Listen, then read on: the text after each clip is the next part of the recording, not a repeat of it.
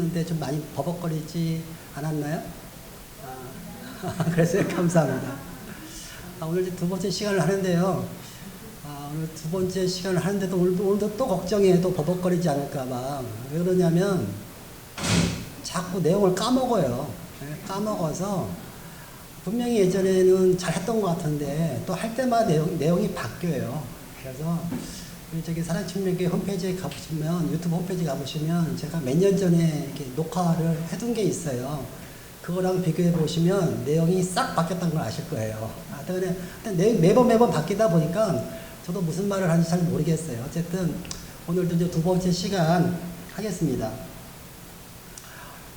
지난번에 이제 크게 우리 교회의 철학과 문화에서 첫 번째 교회 철학이란 무엇인가, 그 다음에 우리 교회 문화가 무엇인가를 얘기하면서 무엇을 하는지 무엇을 안 하는지, 특히 뭐 안 하는 거에 대해서 중점을 둬서 많이 얘기했었죠. 오늘은 이제 교회의 비전과 교회의 목표에 대해서 좀 말씀드리겠습니다. 저희 사랑침례교회 비전과 여기 대구 스테반 침례교회 교회 비전은 정확하게 똑같습니다. 그래서 첫 번째가 뜨겁게 하나님을 추구한다, 참된 신약교회를 추구한다, 진리의 말씀을 추구한다. 이 교회의 비전은 처음에 이제 저희 사랑침례교회가 세워질 때, 물론 이 대구 스테반 침례교회도 마찬가지죠. 뭐 전체 협의하에 의해서 이렇게 만들어진 것이 아니라 어쨌든 목사님이 이제 세 가지의 비전을 정하셨어요. 그런데 이제 사실 저는 처음에 뜨겁게 하나님을 추구한다고 비전을 딱 세웠는데 도대체 뜨겁게 하나님을 추구한다는 게 뭐냐, 말뜻 자체도 이해를 못했어요. 뭐 어떻게 보면 뜨겁게 하나님을 추구한다 말 잘 듣다 보면 아시는 것 같은데 곰곰이 생각하면 이게 무슨 말인지 몰라요. 어떤 게 뜨겁게 하나님을 추구하는 건데, 도대체 하나님을 추구한다는 것이 뭔데, 뭐가 하나님을 추구하는 거냐는 거예요. 두 번째가 참된 신약교회를 추구한다. 아니 교회면 다 교회지 신약교회가 따로 있고 구약교회가 따로 있고 광역교회가 따로 있는가. 도대체 신약교회란 무엇인가, 무엇을 신약교회로 얘기하는가, 뭘 알아야 추구할 거 아닙니까? 따라 한다는 뜻이잖아요. 그래서 저희가 처음에 우리 참된 신약교회를 만들어 봅시다 이렇게 얘기를 듣는 순간에 말은 네 했지만, 신약교회가 어떤 게 신약교회지, 뭐 지금 하는 게 다 신약교회 아닌가? 왜냐면 지금 신약시대니까 지금 이 시대에 있으면 다 신약교회라고 생각했는데 아니 그게 아니더라고요. 그 다음에 이제 진리의 말씀을 추구한다.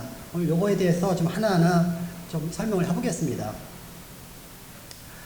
지난번에 얘기했듯이 교회를 부르신 목적은, 어떤 교회라는 것은 그분의 목적에 따라 부르심을 받은 자들의 모임이죠. 에클레시아죠. 그러니까 그분의 목적에 따라 부르심을 받은 자들의 모임. 특별히 예수 그리스도에 의해서 부르심을 받은 자들이에요. 그래서 목적은 뭐였냐면 자신의 아들의 형상과 같은 모습이 되게 하시려고 하는 거예요. 이게 우리 교회의 이제 목적입니다. 자, 뜨겁게 하나님을 추구한다. 이거부터 좀 설명을 드리죠. 뜨겁게 하나님을 추구한다는 뜻은 다른 말로 바꿔서 얘기하면 하나님의 거룩함을 추구한다는 겁니다. 하나님을 추구한다. 뭐 하나님을 우리가 찾는다는 거죠. 그러면 하나님이 어떤 존재시냐? 하나님께서 분명히 말씀하시군요. 나는 영이고 나는 거룩하다고 그랬거든요. 그런데 우리가 영이 될 수는 없잖아요. 하나님이 영이시니까 우리도 영이 되겠습니다. 이렇게 한 게 아니잖아요. 하나님이 분명히 말씀하셨거든요. 내가 거룩하니 너희도 거룩하라고 분명히 하나님께서 말씀하셨어요. 그래서 하나님을 추구한다는 것은 우리가 하나님을 따라한다는 거잖아요. 하나님의 성품, 하나님의 디바인 네이처, 하나님의 품성을 따라한다. 그것을 나도 가지고 싶다. 이겁니다. 하나님을 추구한다는 뜻은. 그렇죠? 그래서 하나님의 거룩함, 분명히 하나님께서 명령까지 내리셨어요. 내가 거룩하니 너희도 거룩하라고 분명히 명령까지 내리셨어요. 그러면 도대체 거룩함이란 무엇이냐? 예전엔 제가 태어날 때부터 교회 다닌 건 아니니까요. 교회 안 다녔을 때 보통 우리가 세상 학교 대해서 거룩하다는 걸 배우다면요, 왕께서 거룩하시다고 하거든요. 왕께서 보통 왕이 거룩하시죠. 그래서 우리는 거룩하다고 하면 우리나라 단어 뜻은 어떻게 하냐면 좀 존귀하고, 뭔가 왕께서 뭐 거룩하시고 뭐 존귀하시고 영광을 받으시지만 딱 이렇게 이런 표현을 쓰거든요. 그게 거룩하다는 거거든요. 우리가 보통 생각하는 거룩이라는 뜻은. 근데 성경에서 말하는 거룩은 좀 틀려요. 성경에서는 거룩을 그런 뜻으로 쓰질 않아요. 일단 거룩하다는 것은 간단한 얘기로 구분된다. 구분절하는 뜻이에요. 구분절하. 그러면 하나님께서 거룩하시는 건 뭐냐? 하나님께서는 사람하고 구분된다는 뜻이에요. 우리의 존재하고는 다른 분이시다. 사람의 존재와는 다른 분이다. 그러니까 당연히 어떻게 보면 존귀하고 영광대 이런 뜻이 들어가죠. 하나님한테는. 그러면 사람한테도 거룩하라고 하면은 사람도 존귀하고 영광받을 이런 존재로 되라는 뜻은 아니에요. 이게 사람한테 거룩하라는 뜻은, 사람한테는 거룩하다는 뜻은 구분하라는 뜻이에요. 그럼 뭐하고 구분할 것이냐? 세상과 구분지라는 뜻이에요. 세상과. 그래서 이 레위기란 데 보면 하나님의 이렇게 여러 가지 규례가 나오잖아요. 무슨 뭐 성물을 제단에 할 때 뭘로 만들어 뭘로 하고 다 그다 거룩하게 구분지라고 하거든요. 그런데 혹시 저거 아세요? 그 레위 지파들의 현대식 직업이라고 했잖아요. 우리 뭐 제사장, 레위가 이제 제사장 지파잖아요. 그냥 다 제사장 지파는 거룩하잖아요. 다 하나님 제사를 맡아서 하니까. 근데 현대식 그 직업군으로 그 레위가 무슨 직업인지 아세요? 현대식 직업으로? 백정, 도축업자 뭐 이런 거예요. 허건날 하는 게 양 잡고 소 잡고 그거 각 뜨고 그거 태우고 이거 다 누가 하는지 아시잖아요. 요즘에는 도축업자 정육점에서 그거 하는 거예요. 근데 허건날 그 짓 한 거예요. 사실은 예전에. 하지만 거룩하다고 했어요. 그리고 거기서 사용하는 집기 거룩하다고 그러더니 맨날 그 피 받아가지고 닦고 그 나중에 오래 쓰다 보면 지저분해질 거 아니에요. 근데 그 집기들이 거룩하다는 거예요. 그럼 이게 무슨 뜻이에요? 거룩하다고 해서 뭐 우리가 뭐 아주 위대하다고 생각했는데 피 묻은 그릇이 거룩하다는 거예요. 그러니까 제사를 지내기 위해서, 하나님한테 제사를 지내기 위해서 구분되어 있는 그릇이라는 뜻이거든요. 그러면 사람이 우리가 인간이 거룩하다는 건 뭐예요? 말 그대로 세상 사람들의 세상 풍조, 이런 것과 구분되게 하라는 거예요. 그래서 이제 저는 이제 거기에는 이제 적극적 거룩함이 있고 일반적 소극적 거룩함이 있다고 생각하는데요. 제가 항상 예를 많이 드린 게 이런 거예요. 동성애자가 있어요. 동성애자가 있어요. 이거 거룩합니까? 안 거룩하잖아요. 하나님 보기 절대로 안 거룩해요. 그러면 내가 동성애자가 아니고 남자가 여자를 좋아하고 여자가 남자를 좋아한다. 그러면은 거룩한 거예요. 왜? 일단 저기 동성애자가 아니니까. 하나님의 뜻은 남자와 여자가 결혼해서 가정을 꾸리라는 거잖아요. 그러면 남자와 여자가 같이 사는 것은 거룩한 거거든요. 그리고 남자 여자가 서로 좋아하는 것은 거룩한 거예요. 너무 진도가 나가서 좀 난잡해지는 것은 거룩하지 않지만 남자와 여자가 좋아하는 것은 거룩하다. 그래서 사실은 굉장히 일상적이고 하나님께서 사람을 창조하시고 사람한테 요구해준 삶을 사는 것이 거룩한 거예요. 근데 요즘 세상이 그것마저 못하니까 거룩하지 못한 거죠. 그렇죠? 그래서 거룩함이란 구분된 것이다. 그 다음에 하나님께서 원하는 대로 사는 것이다.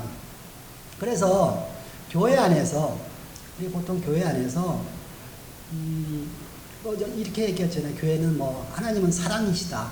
그래서 모든 것을 다 이렇게 품어야 되고 모든 걸 용서해주고 이렇게 하는데 맞는 말이에요. 맞는 말인데 교회에서 어떤 일이 발생을 했다. 가령 뭐 안 좋은 일이 발생해가지고 서로 실족하게 하는 일이 발생을 했다. 그러면 이럴 때 무엇을 가지고 판단을 할 것이냐? 무엇을 가지고 판단할 것이냐? 그럴 때 사랑보다 거룩함이 앞서야 된다는 거예요. 이 교회 안에 거룩함이 앞서야 된다. 그래서 우리 사랑침례교회나 이 스테반 침례교회는 거룩함이 항상 앞서야 된다. 그러면 이 거룩함이라는 것이 교회 내에서 일어나는 모든 일, 예배, 섬김, 교제, 교육, 성경, 의복, 언행, 음악 등에서 모두 나타나야 된다. 그럼 우리가 언어를 사용할 때 비속어를 사용하면 되겠느냐? 거룩함의 입장에 맞췄을 때 안 된다. 그래서 되도록이면은 사람이 사람을 서로 세워줄 수 있는 말, 그리고 서로가 존경하는 말을 사용해야 된다. 그렇죠? 그게 사실은 거룩함이에요. 그것이 하나님을 추구하는 거예요. 그렇죠? 그 다음에 교회에서 교회 복장을 뭐 사실은 단정하게 뭐 입으면 되죠. 자기 편한 대로 입으면 되죠. 그런데 최소한 내가 하나님 앞에 나올 때, 여기 우리 하나님 눈에 안 보이죠. 눈에 안 보이지만 우리가 항상 여기에서 예배당에 나와서 하나님께 우리가 정성을 드리는 거잖아요. 정성을 드린다고 해서 오해하지는 마세요. 어쨌든 우리가 영과 진리로 예배를 드리러 왔잖아요. 그래서 어쨌든 하나님을 뵈러 왔잖아요. 하나님의 말씀을 들어 왔잖아요. 그러면 사람이 보통 우리 이제 대통령 청와대를 방문해가지고 이렇게 서로 대통령하고 뭐 인사를 한다. 그때 슬리퍼 신고 가지는 않거든요. 좀 위숙한 말로 스랩바 신고 가지는 않거든요. 그래서 다들 단정한 복장으로 최소한 내가 어떤 뭐랄까 사회적 지위를 높은 사람을 만나러 갈 때는 어떤 복장도 단정하게 하고 뭔가 좀 이발도 하고 세수도 하고 이렇게 가거든요. 예배당에 나올 때도 그렇게 하고 나오라는 거예요. 꼭 넥타이를 매야 되느냐? 아니 꼭 넥타이 안 매도 돼요. 꼭 치마를 입어야 되느냐? 그런 건 아니에요. 하지만 자기 기준에 내가 청와대에 가서 대통령 접견을 한다고 생각하시고 그때 내가 어떤 그런 자리에 어떤 복장이 맞겠다고 생각하는 그런 복장보다 조금 더 한 단계 높은 복장을 입고서 교회에 나오라는 거예요. 그래야 그것이 거룩한 것이다. 어떤 종기를 따지는 게 아니에요. 예의를 따지는 것이지, 예의. 그러니까 세상과 구분되라는 거예요. 그 다음에 우리가 가르치는 것, 또 교회 내 음악도 마찬가지예요. 제가 지난번 시간에도 우리 교회에서 락 음악을 하지 않는다고 했어요. 악기가 무슨 죄가 있습니까? 뭐 북이 무슨 죄가 있고 뭐 탬버린이 무슨 죄가 있어요. 근데 그 탬버린과 북과 이런 것을 가지고 사람의 감정을 조절하려고 해서 문제인 거예요.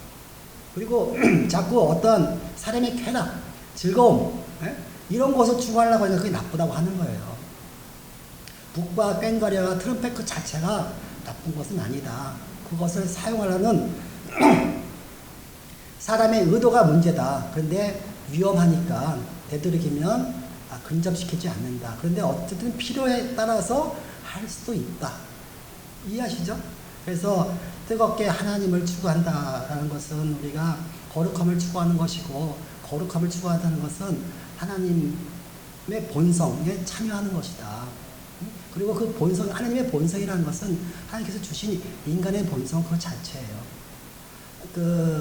인간의 무슨 동물적 이런 본성 말고 인간의 아름다운 본성, 그것 하나님께서 살으라고 하는 그 모습, 아담과 이브를 에덴 동산에서 만들어 놓고 너희들 이렇게 살아 했던 그 모습대로 살아가는 것, 그것이 하나님을 추구하는 것입니다.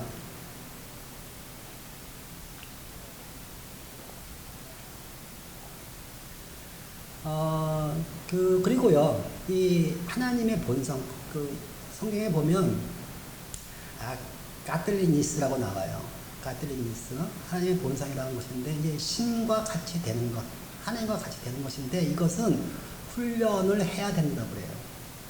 훈련을 해야 된다고 디모데 전서에 나오고 있거든요. 그래서 여러분들도 단순히 내가 그냥 교회만 나오면 간단하게 이 하나님의 본성에 참여하는 자가 되겠지 생각하면 안 되고요. 훈련이 필요하다고 했어요. 훈련. 하나님의 본성에 참여하는 것도 훈련이 필요하다고 했으니까 꼭 그렇게 되길 원하고요.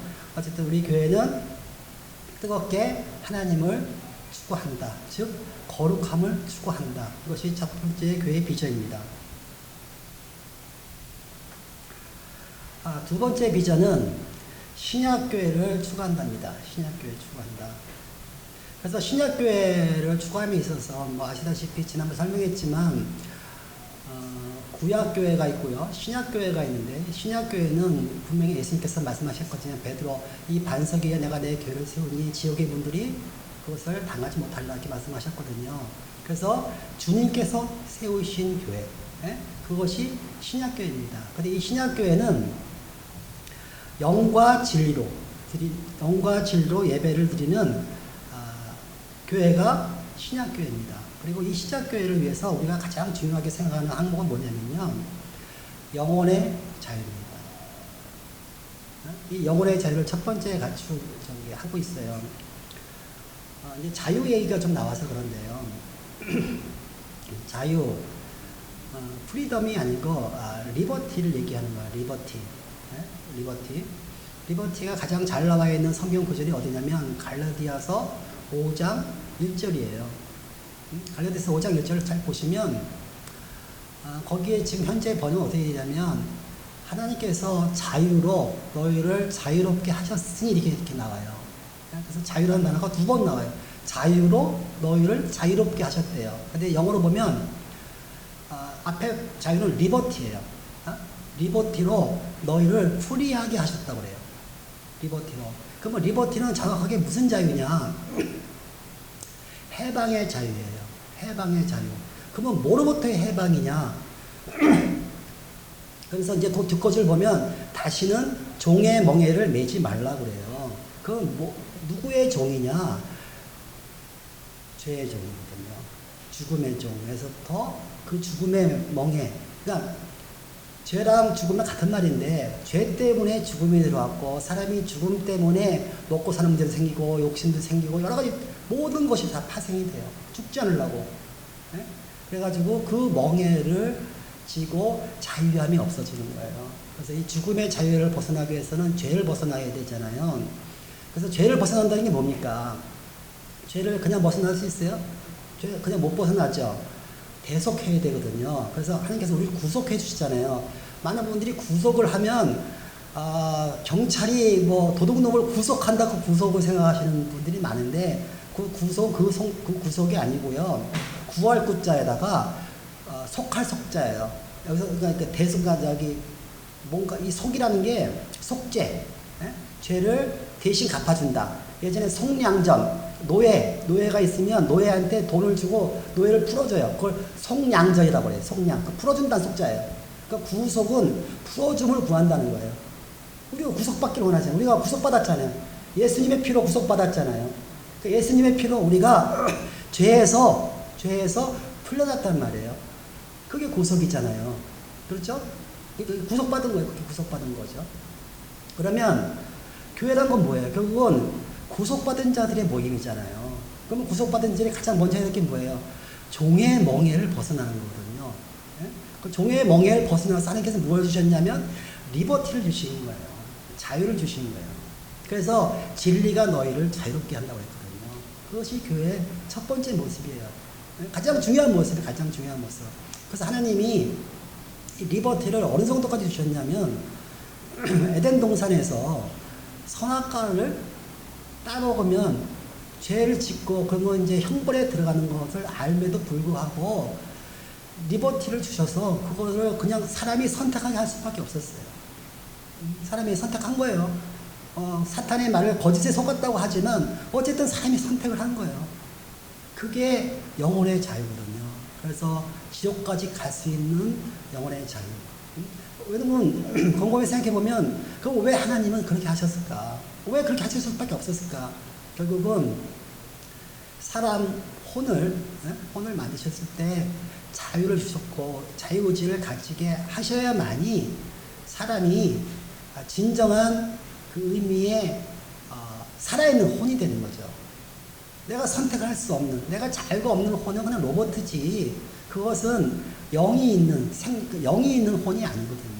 살아있는 혼이 아니거든요. 그래서 자유를 줄 수밖에 없었고 자유를 주다 보니까 어쩔 수 없이 지옥에 가는 형벌까지도 따라오게 된 거거든요. 그래서 지금도 이 교회는 그 영혼의 자유를 가장 중요시한다. 그래서 우리 교회는 이 영혼의 자유를 중요시한다. 이 영혼의 자유를 중요시하는 신약교회를 한다. 얘가 이렇게 되는 겁니다. 그래서 그럼 프리처치가 뭐냐? 말 그대로 영혼의 자유를 보장하는 곳이 프리처치입니다. 그렇죠? 이 영혼의 자유에서 이 프리처치에서 나오는 것이 자유민주주의이고요. 그 다음에 그것이 시장경제입니다. 아시다시피 우리 전 세계 이제 각 나라마다 법이 있는데 법 중에 미국의 헌법이 기독교 정신에 의해서 만들어졌다고 하잖아요. 그리고 우리나라도 미국 헌법을 우리나라 갖고 와서 우리나라 헌법을 만들었는데 그러면 도대체 헌법에 어디에 성경의 내용이 들어가 있느냐? 어디 들어가 있냐면요. 언론의 자유, 거주의 자유. 예? 거기에는 우리나라 헌법에는 뭐가 들어가 있냐면 자유가 들어가 있어요. 리버티가 들어가 있어요. 해방의 자유가 들어가 있어요. 그러니까 모든 인간의 권리가 들어가 있어요. 권리. 내가 말할 수 있는 권리가 있거든요. 그 권리가 리버티예요. 그러니까 리버티라고 말하기도 하고 권리라고 얘기하는 거예요. 그 권리를 모든 국민의 권리를 쭉 나열한 것이 헌법이에요. 헌법. 그래서 오늘 헌법이나 미국 헌법은 그런 식으로 이제 그 자유가 들어가 있다. 그런 이 자유가 들어가 있는 교회가 이 프리처치고, 이 프리처치는 구약의 율법에 종속되지 않는다. 그러면 구약의 율법에 뭐가 있냐? 우리가 헌법날 했던 것이 뭐 목사의 제사장화, 이렇게 가운 입고, 사실 가운을 왜 입냐면 그거 감리교 가면 가운 있잖아요. 가운 입고 무슨 신학대학교 가보면 가운 입고 무슨 다 박사 받잖아요. 그거 예전에 그 신부들이 입던 그 가운이거든요. 구약교회에.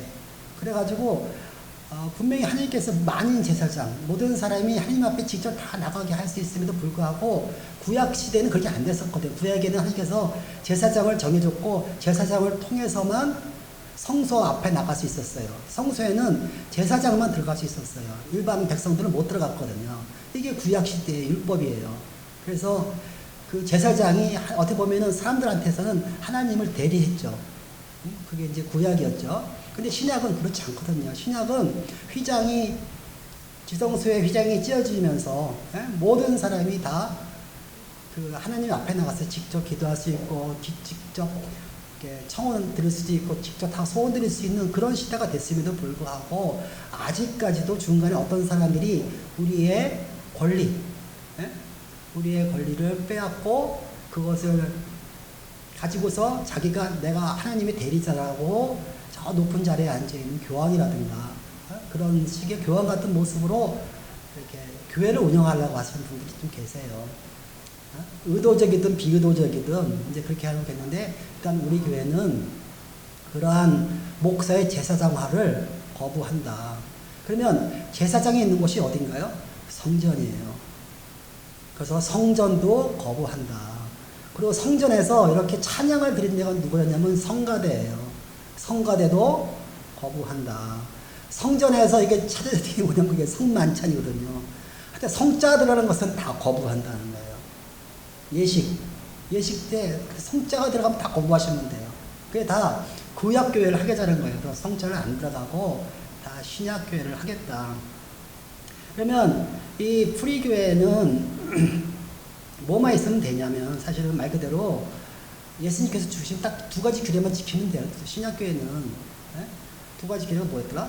침례랑 주의 만찬, 이 두 가지만 지키면 돼요. 그럼 주의 만찬도 침례는 뭐 평생에 딱 한 번 드리는 거니까 구원받고서 딱 한 번 드리는 거 되는데, 주의 만찬은 딱 한 번만 드릴까요? 100번 드릴까요? 10,000번 드릴까요? 그것도 자유로 하시면 돼요. 사실은 저기 성경에는 주의 만찬을 몇 번 드리라는 말이 없어요. 그래서 각 교회가 하고 싶은 대로 뭐 매주 드려도 되고요, 뭐 매일 드려도 돼요. 그런데 이제 그거를 실제적으로 생활을 거의 매일 드리면 생활할 수 없을 정도가 되니까 매일 좀 힘들 것 같고, 그럼 모일 때마다 주일마다 한 번씩 드리냐, 뭐 그것도 나쁘지 않습니다. 그런데 저희 교회는 1년에 8번 정도 각자 교회에서 그냥 정하는 거예요. 각자 교회에서 그냥 또 아침에 할지 저녁에 할지 어쨌든 그냥 정하는 거예요. 알아서 자유롭게 정하면 된다. 지난번에 왜 안 하는 걸 하면서 뭐 주기도문 안 한다, 사도신경 안 한다, 목사의 축도 안 한다, 왜 안 하는지 아시겠죠? 이게 다 구약 그 절차기 때문에 안 하는 거예요. 자꾸 구약을 추구하고 제사장을 추구하기 때문에 안 하고, 우리는 오로지 영과 진리로 되는 자유교회, 자유예배를 이제 추구한다. 그 다음에 또 구약에 11조 드리거든요. 11조. 10분의 1을 맞추라는 거예요. 근데 구약의 11조를 잘 살펴보면요, 10분의 1이 아니고요, 23.3%예요. 3년마다 한 번씩 드리는 11조가 있고요, 봄, 가을로 11조 한 번씩 2번 드려요. 그래가지고 총 23.3%. 우리나라 조세율과 같습니다. 현재 우리나라 조세율이 한 23% 되는데, 구약에도 23.3%의 11조를 드려요. 근데 11조를 드렸을 때 그 레위지파가 가져가는 11조가 있고요. 언제요? 그 절기 중에 장막절, 예? 장막절에 드린 11조가 있어요. 예? 그때는 다 모여서 11조를 바치고 거기서 다 먹어야 돼요. 다 먹고 마시고 다 해야 되는 거예요. 누가 가져가는 게 아니에요. 그러면 11조의 의미가 뭐예요? 그냥 제가 농사 지은 거 다 이렇게 나누어서 10분의 1은 나눠서 먹고, 예? 10분의 1은 3년마다 드린 10분의 1은 이제 구제에 쓰는 거예요. 구제. 예? 그리고 나머지 10분의 1을 이제 레위 지파라든가 이런 데서 성전에 갖다 드리는 거거든요. 그러면 용도가 틀리잖아요. 그럼 이제 그 다음에 그거를 다 반드시 양이나 소 이런 걸로 해야 되지 돈으로 하면 안 돼요. 그래서 어떻게 했냐면 멀리 이스라엘 전역에서 한 번씩 다 그 예루살렘을 모여야 되거든요. 거기서만 드릴 수 있어요. 11조를. 딴 데서 못 드려요. 다 예루살렘로 가야 돼요. 예? 가가지고 그 성전에서 다 다시 그러니까 이동을 할 때 양을 끌고 소를 끌고 몇십 킬로미터 몇백 킬로미터 올라가기 힘들잖아요. 그러니까 그것을 거기서 돈으로 바꿔서 여기 성전에 와서 그 앞에서 다시 그 돈으로 양이나 소를 살 수 있게 했어요. 예? 그래가지고 반드시 11조는 실제 곡식이나 동물로 드려야 돼요. 근데 지금 요즘에 교회에서 동물로 안 받잖아요. 양소 안 받잖아요. 예? 그리고 모여서 그거 양 여기서 다 잡아가지고 먹고 이렇지 않잖아요. 그러니까 사실은 현재 11조는 그런 11조가 아니잖아요. 구약에서 말만 따왔지 그냥 헌금대라는 것밖에 얘기 안 되잖아요. 그래서 그런 구약식 11조는 없다. 대신 신약 시대는 자기가 원하는 대로, 예? 자기가 하나님한테 받은 만큼 이제 교회에 헌금을 하면 되죠. 근데 헌금을 하는데 그럼 어느 정도 해야 되느냐? 도대체 우리가 헌금을 내가 번 거에 뭐 100분의 1을 해야 됩니까? 아니면 90%를 해야 됩니까? 그랬을 때 구약에 봤더니 보통 10분의 1을 내더라. 그래서 우리가 한 10분의 1 정도를 자기가 버는 거 10분의 1 정도를 자기가 이렇게 헌금을 하면 되지 않겠느냐 이렇게 생각하는 거지 정해진 규칙은 없어요. 그래서 지금도 우리가 한 뭐 그런 구약에 했던 방법대로 그렇게 생각해가지고 물어보는 사람이 있으면 그 정도가 적당하지 않겠습니까? 이렇게 얘기하는 것이 뭐 반드시 10분의 1을 하라든가 뭐 그런 거 없습니다. 안 해도 되고 어쨌든 자기가 원하는 대로 마음이 내키는 대로만 하면 됩니다. 그 다음에 이제 1천번제 아시죠? 1천번제. 뭐 아시는 분도 있고 모르시는 분도 있을 텐데, 뭐 요즘에는 1천번제 한동안 유행했다고 좀 덜하는 것 같은데요. 이게 1천번제가 뭐냐면, 솔로몬이 산당에다가 그 첫 번째지 왕이 돼가지고 이제 제사를 지냈거든요. 산당, 그 하이플레이스에 가가지고 이제 제사를 지냈는데, 그래도 자기가 왕이 됐고 하니까 또 다윗 왕국이 굉장히 번창했잖아요. 그래서 헤브론 산당에 가가지고 어마어마하게 큰 제사를 지낸 거예요. 그래가지고 번제, 태워서 드리는 번제가 이제 번트, 예? 버닝, 뭐더라? 제목이? 오퍼링, 버닝 오퍼링, 번트 오퍼링이거든요. 태워서 드리는 이제 제물을 1000마리를 드린 거예요. 1000개에 태워서 드리는 예물을 올린 거예요. 그러니까 사실은 장관이었죠. 1000개를 다 태워서 드리는데. 그런데 우리나라 성경에 번역을 할 때 간편하게 1000번제 했거든요.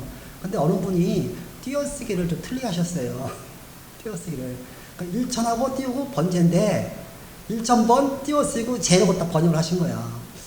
자기 눈에 좋게 보셨는데. 그래가지고 1000번을 예물을 드려야 된다는 거야. 1000번을. 그래가지고 아침마다 새벽마다 나가가지고 1000번 예물 드리기 운동을 한 거예요. 그래서 그러한 말 그대로 그냥 이상한 제도를 만들어낸 거죠. 성경을 뭐 이상하게 번역을 해가지고. 근데 뻔히 조금만 읽어보면 아는 건데도 그거에 다 또 뭐 좋은 게 좋은 거라고 해요. 그러니까 우리나라 교회에 뭐가 잘못 들어가 있냐면 예전에 성황당에 가가지고 불교에 그 절에 가가지고 뭐 100일 기도를 드려야 된다. 가가지고 뭐 1000번 뭐 절을 1000번인가요? 거기도 뭐 108번인가요? 어쨌든 그때 절을 어마어마하게 많이 하는 거였어요. 그래서 무릎이 다 나가고 뭐 이런 거 뭐 그런 걸 해. 그러니까 자기의 몸을 태우는 정성으로 하면 신께서 그거 연락하고 이렇게 반응을 보신다는 거죠. 그 로마에서도 그 루터가 그 무슨 계단이에요? 거기 로마에 무슨 계단이 있다면서요. 그 계단을 올라가면 죄를 뭐 대속받는다면서요. 그런데 그런 거 없잖아요. 1,000번째도 이제 그런 식으로 해가지고 현대교회에 이제 그런 것도 있다. 그래서 이런 정성으로 신령과 진정으로 하는 것들은 안 합니다. 신령과 진정이 아니라 영과 진로. 지난번에 제가 설명드렸지만 영이란 무엇이냐? 하나님의 영이시죠. 예? 그리고 말씀이 육신이 돼서 오셨죠. 그렇죠? 그 다음에 하나님은 말씀이시죠. 그렇죠? 그리고 예수님께서는 나는 진리요 생명이라고 했잖아요. 그렇죠? 그 다음에 요한복음 6장 63절에 보면 내 말은 영이요 생명, 그러니까 내 말은 영이요 생명이라고 했어요. 그럼 계속 하나님, 영, 생명, 진리 이게 계속 이게 계속 반복되잖아요. 계속 이퀄 하다 보면 하나님은 이퀄 영 이퀄 말 이퀄 진리 이퀄 뭐 말씀 딱 이렇게 얘기가 되는 거거든요. 그래서 영과 진리로. 그러니까 어떻게 보면은 말을 좀 이렇게 좀 바꿔서 하면은 하나님과 예수님으로 드리는 예배라고 할까요? 그럼 하나님과 예수님한테 어떻게 예배를 드리겠어요? 말도 하나님 말씀을 듣는 거잖아요. 말씀이 육신에서 오셨으니까. 그럼 여기에 이 예배에 말씀이 있어야 된다는 거예요. 그 다음에 그 말씀은 거짓된 말이 아니라 진리여야 되는 거예요. 그 다음에 또 성경 잘 살펴보면요. 하나님의 성품에 따르는 진리라고 그래요. 한번 찾아보세요. 하나님의 성품에 따른 진리야. 그러니까 뭐, 진리도 여러 가지 진리가 있는데 그 중에 하나님의 성품에 따른 진리라고 얘기를 해요. 그래서 영과 진리로 드리는 진정한 예배를 드리는 교회가 된다. 그것이 신약교회되고 모든 율법과 절차 이런 것을 거부한다. 뭐 해도 관계없어요. 로마서 14장에 보면 사도 바울이 그랬어요. 어떤 사람은 주를 위해서 날도 지키고 음식도 가리고 절기도 지킨다고 했어요. 어떤 사람은 주를 위해서 날도 안 지키고 음식도 안 가리고 이런다고 했어요. 그러니까 사실은 그 사람의 마음이 중요해요. 그래서 우리가 여기서 무슨 뭐 오순절 지켰다, 크리스마스를 지켰다, 부활절 지켰다, 어떤 모든 절기를 지켰다, 그 다음에 뭐 11조를 지켰다. 사실은 우리가 원리를 알고 정말 우리의 자유함으로 드리면 괜찮아요. 자유함으로 드리면. 근데 자유함이 없이 그것을 그냥 뭐라고 일종의 절차로서 구약에서 정해진 율법에 따른 절차로서의 그러한 것을 지킨다고 하면 그것은 안 된다. 근데 어쨌든 위험하죠. 위험하니까 우리 교회는 그런 걸 안 합니다. 우리 교회는 오로지 영과 진리로 말씀으로 그 다음에 영혼의 자유로움으로만 교회를 운영합니다.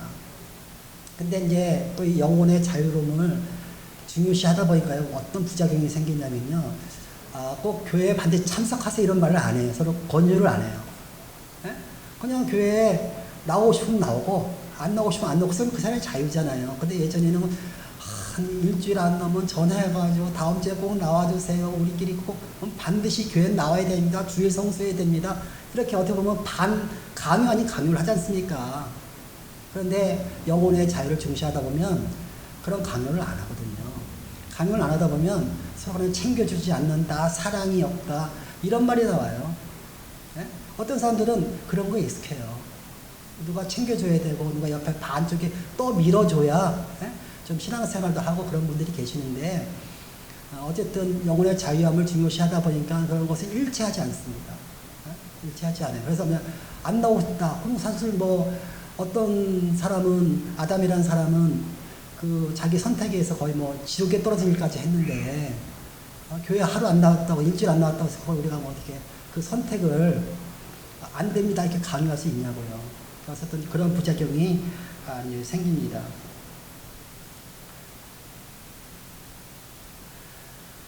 그래서 아까 헌금 얘기했죠. 헌금도 이제 각자 개개인이 알아서 잘 하시면 됩니다. 그냥 기준을 원한다고 하면 이제 구약의 10분의 1 정도를 이제 얘기하는 거고 그것도 뭐 정해진 건 아니에요. 중요한 것은 그냥 각자 자발적으로 한다. 그 다음에 헌금의 종류는 없습니다. 헌금의 종류는 없어요. 뭐 그런 거 있잖아요. 뭐 교회마다 무슨 맥주 감사 헌금, 뭐 추수 감사 헌금, 무슨 헌금 해가지고 봉투가 뭐 몇 시까지 됐잖아요. 그런 거 없고요. 헌금을 자기가 어떤 이름을 봉투에 어떤 이름을 써서 내든 간에 다 똑같은 헌금이에요. 그래서 거기다 써서 내는 것은 자기 마음이에요. 나는 자기는 주를 위해서 맥주전 지키고 싶어. 그럼 헌금에다가 맥주 감사 헌금에 딱 써서 냈어요. 내도 그냥 헌금. 써서 내는 것은 본인의 마음이지만 받는 교회에서는 그냥 헌금입니다. 하나. 그 다음에 가끔 가다가 목적에 의해서 헌금을 할 때가 있어요. 그러니까 이 자유롭다고 해가지고도 목적 헌금이 없다는 뜻은 아니에요. 예? 그래서 그냥 모든 헌금에 대해서 자유함이 있다. 그 다음에 그것을 목적 헌금이 있다고 해가지고 이상하게 쳐다보지 마세요. 헌금의 종류가 아무 없다고 하지만 교회가 필요해서 우리 이런 헌금을 합시다. 저런 헌금을 합시다. 말할 수가 있는 거예요. 예? 어쨌든 그것도 다 자유함에 따라서 한다. 그래서 사랑침례교회 같은 경우에는 봄에 미디어 헌금을 걷고 있고요. 가을에 건물 헌금을 걷고 있고, 가까도 연말에 우리 이것이 아니고 무슨 헌금이었죠? 어떤 간에 교회 내에서 서로 좀 우리 어려운 삶을 위해서 헌금을 해요. 네, 헌금을 하고, 가끔 가다가 또 누가 앞에 나와서 성결 나가겠다고 하면 그 주에 그 자리에서 걷어서 좀 헌금도 하고 합니다. 네, 그래서 어쨌든 목적 헌금이 있다. 그 다음에 헌금을 자랑하려고 하는 건 아니잖아요. 자랑하려고 하기 때문에 철저하게 헌금을 한 것은 다 감춥니다. 감추고 그건 누구에게도 보고하지 않아요. 그러니까 목사님도 누가 얼마 헌금했는지 몰라요. 자신이 헌금한 것만 알아요. 액수. 물론 모르죠. 누가 가서 나 얼마 헌금했어 자랑하면 알지. 그런데 대부분 사람들이 다 거의 70% 이상이 무기명으로 헌금하고요. 무기명으로. 이름을 안 적어요. 이름을 안 적고 무기명으로 헌금하고. 그 다음에 요즘에는 코로나 때문에 온라인 헌금을 하는데, 온라인 할 때도 보통 이름을 안 적고 거기다가 무슨 사랑 헌금 자기 알아서 이름을 안 적고 무기명으로 합니다. 그 다음에 연말에 연말정산을 받을 사람만 이름을 써서 내요. 그래가지고 근데 자기가 무기명으로 해가지고 연말에 1년 동안 얼마 냈으니까 그거 무슨 영수증 끊어주세요 하면 안 끊어줘요. 반드시 영수증을 받아가려고 하면 연말 공제를 받고 싶으면 반드시 이름을 써서 내라. 그 다음에 이제 신약교회다 보니까 신약교회는 지난번에 했지만 다 예수님은 하나님의 아들이시고 우리는 하나님의 양자니까 다 한 세대죠. 어떻게 보면 누가 그런 얘기해요. 우리 교회에 여병수 형제라고 했어요. 실명을 얘기해도 모르겠네. 여병수 형제가 있는데 예수님과 형제지간이래요. 그래서 왜 그랬더니 같이 여씨 아니냐.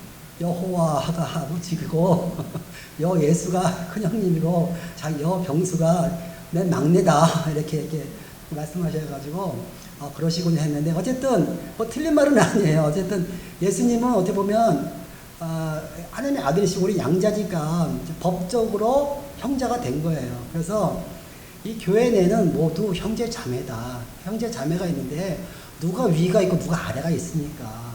목사도 위가 아니고요. 일반 우리 성도 목사 아닌 사람도 아래가 아니에요. 다 똑같다. 그러다 보니까는 서로 호칭에 집사님, 권사님, 장로님 이렇게 부르다 보면 이게 알게 모르게 사람의 계급이 생겨요. 알게 모르게 생겨요. 아니라고 하지만 계급이 생겨요.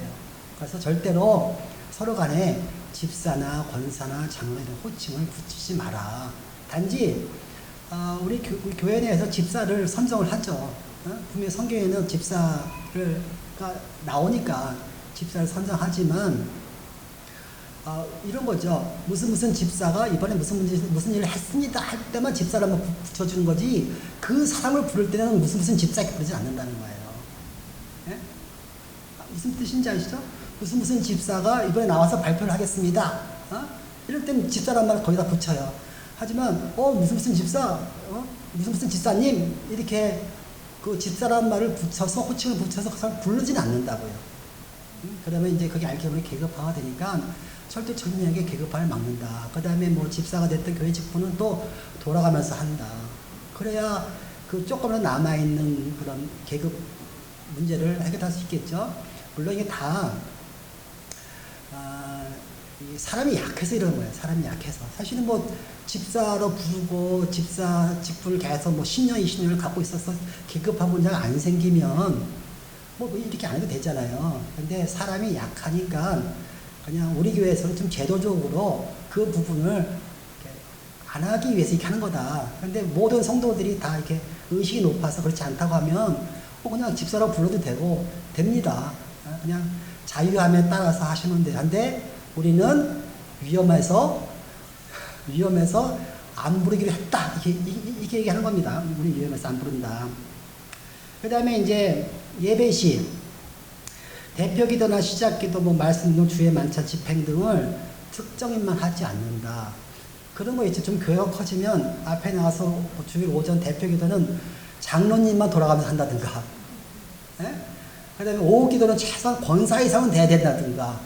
그러면 사람들이 기도 한번 하려고 권사까지 돼야 되잖아요.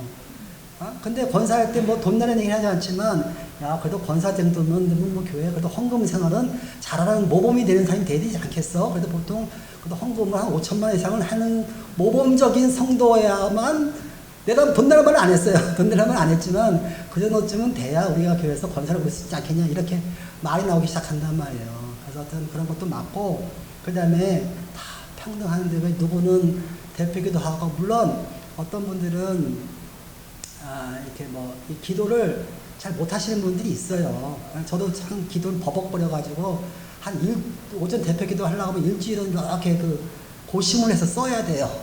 그래 가서 한 5분 정도 이렇게 기도할 수 있는 거, 기도문을 작성할 수 있는데, 어떤 분들은 기도를 잘하시는 분이고 못하시는 분이기 때문에 어떤 분들은 안 하려고 해요.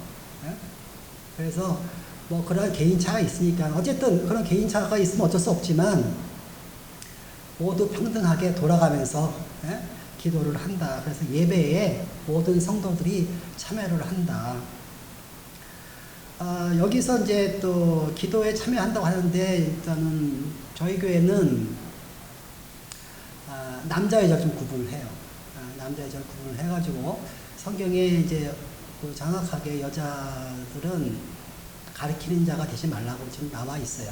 남자들을 가르치는 자가 나와 있는데, 그것을 뭐 현재 뭐 남녀 평등 관점에서 이렇게 그러면 안 되지 이렇게 말씀하시는 분이 계신데, 어쨌든 성경에서는 남자 여자가 불평등하다는 말이 아닌 거고요. 분명히 이제 구분을 뒀어요. 구분을 뒀어요. 그래서 분명히 아담과 이브를 이렇게 하나님께서 만드실 때 아담에게 무슨 특별하게 지능을 줬다. 더 지능이 좋고, 이브보다 더 지능이 좋고, 뭐 몸이 더 튼튼 건강하고, 뭐 여러 가지 그게 아니라 아담한테 권위를 주셨어요. 권위를. 어떤 가정을 꾸렸을 때 분명히 한 명은 리더가 돼야 되거든. 가장이 돼야 되거든. 그때 그 가장이 될 때 남자에게 권위를 주셔가지고 이제 가장이 되라. 대신 책임도 져라. 그래서 이제 남자는 생명을 버려서 사랑을 하고, 여자는 어떻게 하더라? 복종하고, 뭐 어떻게 있어요. 그래서 좀 남자가 희생할 게 좀 더 많아요. 권위를 받은 것만큼 더 희생을 할 게 더 많이 있는 거거든요. 그래서 교회 내에서도 여자는 앞에 나가서 대표 기도를 못해요. 근데 물론 이제 주일학교라든가 이렇게 이제 아이들 가르칠 때는 뭐 그런 자기들 모임 때 관계가 없는데, 공예배 시 할 때 저희 교회는 앞에서 대표 기도라든가 앞에서 설교라든가 이런 것은 안 하기로 했습니다. 못하는 건 아니에요. 할 수 있겠죠. 뭐 특별한 걸 할 수 있는데 안 하기로 했어요. 안 하기로 했습니다. 그 다음에 이제 교회 회원이면 누구나 앞에 나가서 특송을 할 수가 있어요. 특송. 성가가 아니고요. 그냥 특송. 자기가 다 같이 부르는 대중 찬송이 있고, 나 혼자 앞에 나가서, 아니면 뭐 몇 명이 앞에 나가서 특별히 하나님을 찬양하고 싶다 하는 특송을 할 수가 있어요. 근데 이것도 질서에 맞춰서 신청을 해가지고 순서를 정해서, 한꺼번에 다들 나와서 하면 안 되잖아요. 무질서하게 하면 안 되잖아요. 그래서 순서에 맞춰서 특송을 할 수가 있다. 그 다음에 우리 교회에 이제 찬양대가 있어요. 찬양대가 있는데, 찬양대도 반드시 매주 찬양을 해야 되는 것이 아니라, 그냥 하나님을 찬양하고 싶은 사람들이 모여서 연습을 해서 한 달에 한 번이 됐던, 두 달에 한 번이 됐던, 하고 싶을 때, 연습이 다 됐을 때, 준비가 다 됐을 때, 앞에 나가서 하나님께 여러 명이서, 몇십 명이서 찬송을 드리는 겁니다. 찬양대가 있는데, 특별히 교회 조직은 아니에요. 그냥 어떻게 보면은 성도들끼리 모여서 우리 하나님한테 찬양 드리고 싶습니다. 정성을 모아서. 예? 그래서 그것도 매주 하는 것이 아니라 하고 싶을 때 하면 됩니다. 그 다음에 아까 자유교회라고 했잖아요. 그래서 모든 교회는 독립적이고 프랜차이즈 교회는 안 돼요. 이 모교회란 말이 있어요. 모교회. 모교회가 그 자교회. 그러니까 교회가 어떤 사람들은요, 교회는 교회에 의해서만 만들어진다고 생각하시는 분들이 계세요. 예? 그러니까 선교사를 파송해서 예? 어떤 모교회가 있어가지고 그 모교회가 어떤 자교회를 만드는 거예요. 그래서 교회가 이제 퍼져나간다고 생각하시는 분들이 계시거든요. 결국은 나중에 이런 교회가 프랜차이즈 교회가 되거든요. 프랜차이즈 교회. 모든 교회는 독립입니다. 우리는 절대로 프랜차이즈 교회를 완전히 배격하고요. 그 다음에 모교회와 자교회라는 생각도 배격을 해요. 교회는 어떻게 만들어지느냐. 교회는 말씀으로 만들어지는 거예요. 말씀으로. 그러니까 지금까지 예수님 이후로 교회가 이렇게 보면 천주교회를 교회로 생각하시면 안 돼요. 예? 우리 교회 역사를 보면요, 교회가 중간중간에 끊어져요. 학살당하고 뭐 마녀 사냥 당하고 하면서 교회가 중간중간에 끊어져요. 그런데 어느 날 갑자기 어떤 사람이 성경을 공부하다가 난 이것이 진리라고 생각해가지고 그 사람이 나가서 외쳐요. 예? 외칠 때 그 사람한테 모여요.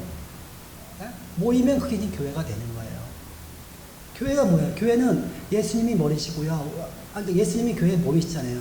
어쨌든 예수님이 교회 머리시고 우리가 몸이잖아요. 각지 일부잖아요. 예? 근데 예수님은 말씀이시잖아요. 그래서 말씀만 있으면 그다음에 거기에 몸이 따라붙는 거예요. 따라붙어요. 몸이 다 없어져도 한 시대적으로 만약 100년간 교회가 없었어요. 예? 하지만 예수님은 계셨잖아요.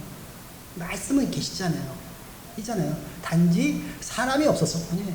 그러다가 나중에 다시 그 말씀을 누가 읽고 그 말씀을 선포하면 또 사람들이 모이면 교회가 형성되는 거예요. 반드시 어느 교회가 있어서 그 교회가 사람을 파견해가지고 무슨 조직을 만들어주고 이렇게 교회가 생기는 게 아니거든요. 그냥 자연스럽게 말씀을 사모하는 사람이 하나님한테 이렇게 구원을 받은 사람들이 빛을 따라서 쫓아 모이다 보면 교회가 만들어지는 거예요. 네? 그리고 그 교회가 뭐 클 수도 있고 작을 수도 있고 어떤 모양새는 각자 형태에 따라 틀리겠죠. 그래서 그러한 교회의 독립성과 자율성, 자율 형성을 믿고 그 다음에 프랜차이즈 형식의 교회 성장은 안 된다. 그 다음에 교회를 또 뭐 어떤 프랜차이즈처럼 계속 이렇게 성장시킨다는 거 이런 것은 있을 수 없다. 그 다음에 이제 교회의 크기가 나오는데 어떤 분들은 교회의 크기가 뭐 200명 정도가 적당하다. 500명 정도가 적당하다. 그래서 500명이 되면, 만약 1000명이 되면 교회를 500명 둘로 쪼개야 된다. 그래서 교회는 항상 500명을 유지하는 것이 가장 좋다. 이렇게 또 말씀하시는 분들이 있어요. 그거는, 무슨 말이 되는 거냐면, 제가 예수님의 말씀의 크기를 정할래요. 그런 거잖아요. 예수님의 말씀은 요 정도만 돼야 됩니다. 요 정도만 되면, 이런 거랑 똑같아요. 그래서, 사도행전을 보면, 어느 날 갑자기 3,000명이 모이고 10,000명이 모였어요. 예루살렘 교회가 그냥 순식간에 10,000명이 됐어요. 교회 숫자가. 그러다가 또 이제 예수님께서 너네 교회 너무 많이 모인 것 같아. 세계 곳곳으로 좀 흩어져야 되는데 내 말이 예루살렘과 유다와 사마리아와 땅끝까지 전파되리라 그 말씀하셨고 모든 것을 전파라고 했는데 다 예루살렘만 모여 있었거든요. 그랬더니 안 퍼져. 그랬더니 퍼뜨렸거든요. 그래서 예루살렘을 깨뜨려가지고 그 예루살렘에서 깨진 사람이 사마리아와 온 유대와 세상 끝까지 어쩔 수 없이 다 퍼져나갔죠. 네? 그런 식으로 교회를 분산시키는 것도 예수님이 하시는 거고요. 교회를 갑자기 하루아침에 3,000원이 구원받았더라 하면서 3,000명이 그냥 교회에 늘어나는 것도 예수님이 하시는 일입니다. 그래서 교회의 크기는 예수님께서 정하시는 거지 우리의 생각대로 3,000명이어야 돼, 뭐 500명이어야 돼, 100명이어야 돼 이렇게 정하는 게 아니에요. 우리가 정하는 게 아니에요. 성령님께서 정하시는 거예요. 그때 그 교회의 필요에 따라 정하시는 거지 절대로 사람의 뜻대로 정해지지 않는다. 그래서 어쨌든 저희들이 이제 신약교회로서 교회의 영혼의 자유를 믿고요. 어쨌든 의식 예배 이런 거 안 하고요. 구약의 율법 같은 거 배격하는 그러한 교회가 신약교회다. 이제 좀 감이 오시죠? 신약교회가 무엇인지. 네? 어떻게 보면 그냥 성경 그 자체가 신약교회예요. 신약교회 그 자체가 해버린 겁니다. 여기에 이제 세 번째가 이제 진리의 말씀을 추구한다. 어떻게 보면 신약교회라면 당연히 이제 영과 진리들이 진리의 말씀을 추구하는데 이것은 조금 그런 진리의 말씀보다 조금 더 구체화되어 있는 거예요. 그 진리의 말씀 중에 너무 당연한 얘기인데 성경을 지킨다는 거예요. 너무 사실은 교회로서는 당연한 말인데 요즘에 이 당연한 것이 당연하지 않은 것이 된 세상이 되다 보니까 우리 교회는 1611년 영어 킹제임스 성경이 하나님의 모든 말씀을 완전히 담은 성경이라고 믿는다. 그러면 하나님의 말씀을 모두 담지 않은 성경이 있느냐? 있어요. 있는 게 문제야. 아시잖아요. 지난번에 한번 설명드렸지만 어느 순간부터 이 신약 성경이 편지지를 모은 거기 때문에요. 편지지를 이렇게 모으기 때문에 어떤 사람들은 인정하지 않는 사람들이 있고요.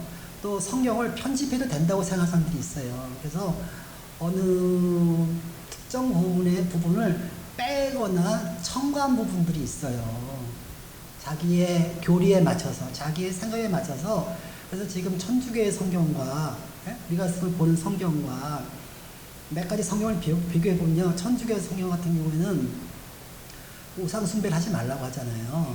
근데 성당에 가면 우상이 굉장히 많아요. 마리아상도 있고 뭐 성인 숭배도 굉장히 많아요. 그래가지고 그거를 없애고 줄을 좀 늘려놨어요. 이렇게 늘려놔가지고 대충 깨 맞췄어요. 그래서 십계명이 틀려요. 첨가한 거잖아요. 네? 첨가했잖아요. 어느 부분은 사도행전 8장 30절 같은 경우에 침례를 받을 때, 침례 받을 때 필요한 것이 무엇이냐 했더니 이제 제가 또 성경 좀 달달 외우면 좋을 텐데 제가 잘 못 외웁니다. 어쨌든 사도행전 8장 30절에 보면은 개인의 고백이 필요해요. 그런데 유아 세례를 하려다 보면 유아들은 개인의 고백을 못 하잖아요. 근데 침례를 할 때 필요한 것이 개인의 고백이라는 거예요. 근데 유아들은 개인의 고백을 할 수 없기 때문에 침례를 받을 수가 없어요. 세례도 받을 수도 안 되는 거예요. 근데 유아 세례를 주기 위해서 그 부분을 뺐어요. 그러니까 성경을 빼고 더하고 하는 성경들이 있는 거예요. 근데 우리는 1611년에 만들어진 영어 킹제임스 성경은 빼거나 더하지 않고 지금까지 잘 보존된 하나님의 말씀을 믿는다는 거예요. 그러면 이것이 진짜인지 아닌지 어떻게 알아요? 이 1611년에 만든 영어 킹제임스 성경이 정말 보존된 성경인지 아닌지, 저 뺀 성경이 맞는지, 안 뺀 이 성경이 맞는지, 더 첨가된 성경이 맞는지, 첨가하지 않은 이 성경이 맞는지 어떻게 알아요? 우리가 읽으면 알아요. 읽으면. 근데 나 혼자 읽으면 될까요? 아니죠. 수만 명, 수십만 명, 수백만 명, 수천만 명, 수억 명의 성령을 받은, 성령 침례를 받은 예수 그리스도의 몸인 우리가 읽고 감동받고 맞다고 생각하면 우리가 맞다고 생각하는 것처럼 느껴지지만 사실은 하나님께서 인정해 주시는 거예요.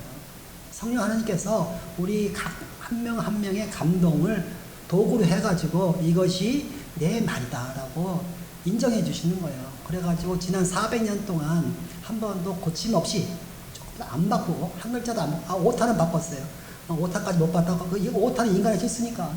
인쇄할 때 만들어진 인간의 실수니까 그것은 그 다음 판 버전에서 이제 수정을 했으니까 그런 거 빼고 한 글자 한 단어도 바꾸지 않은 400년 동안 보존된 성경이라고 저희들이 믿습니다. 성령 하나님께서 감동 감화로 우리에게 그것을 알려주셨다고 믿습니다. 이 킹제임스 성경은 또 우리가 이제 한글 킹제임스 성경을 하는데요. 제가 지난번에도 이제 성경에 이제 권위의 문제가 있다고 말씀드렸죠. 권위. 네?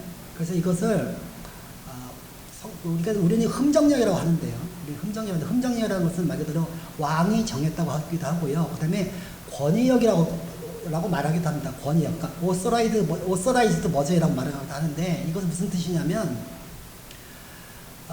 성경에 르하으라는 단어가 나옵니다. 르하으. 근데 그게 순, 영, 바람, 이런 여러 가지 뜻이 있어요. 그런데 다 르하우 나오는데 이 부분에서는 숨으로 번역할 것이냐, 영으로 번역할 것이냐, 바람으로 번역할 것이냐, 뭘로 번역할 것이냐. 그것은 그 책을 쓴 저자만이 알 문제예요. 그 저자가 권위를 갖고 있는 거예요. 그래서 영어 킹제임스 성경은 히브리어에서 영어로 넘어올 때 어쨌든 르하를 번역할 때 각 부분에 여기는 이거는 영이란 뜻이야, 여기는 바람이란 뜻이야, 여기는 숨이란 뜻이라고 이렇게 번역을 했단 말이에요. 그 번역을 할 때 권위가 필요해요. 물어봐야 되잖아. 이게 맞습니까 틀립니까 물어봐야 되잖아 하나님한테. 이 부분이 영이란 뜻입니까? 바람이란 뜻입니까? 숨이란 뜻.